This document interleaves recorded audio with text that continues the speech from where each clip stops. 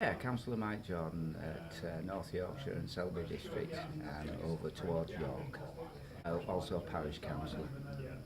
And flooding's been a particular issue for you recently? Yes, it has. The ward I represent is the Selby South ward, and we've had the River Aire comes right past 8 of my villages because it's a very rural community, and obviously the flooding that occurred in Leeds then moved down the River Aire to where I am.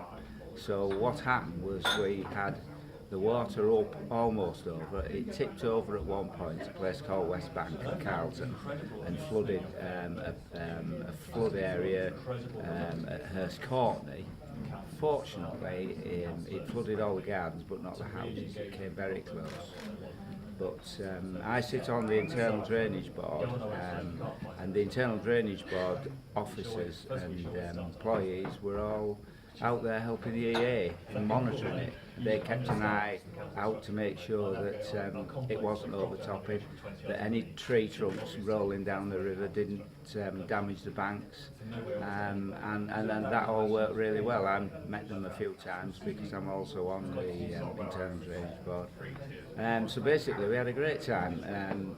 Spent all my Christmas going around my ward, driving up and down numerous roads, because some of the parishes were panicking. One over at Drax, that has the River Ouse and the River Aire meet by its village, so they were really panicking, but fortunately the two flood events occurred at different times, so they didn't overtop.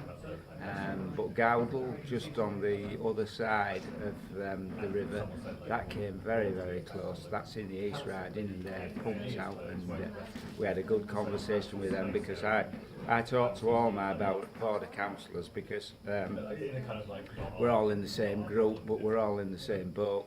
If one side's going to get flooded, the other side is. So we just generally mucked out all through Christmas. We had officers from Selby District Council out there helping as well, and one of the problems we had was getting sandbanks because, believe it or not, the Environment Agency's main sandbank depot at Rickle flooded, which we thoroughly enjoyed.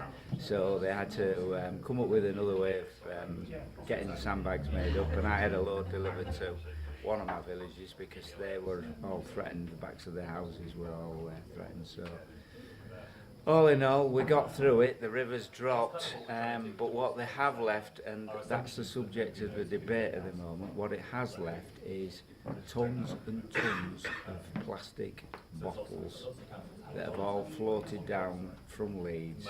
Plastic bottles, gas bottles, believe it or not, furniture, bedding has all floated down, and it's all been left on the flood blanks where it levels out. So the Environment Agency is scratching their head trying to decide what they do with it. They'll probably end up pulling it into piles and burning it, but you didn't hear that from me.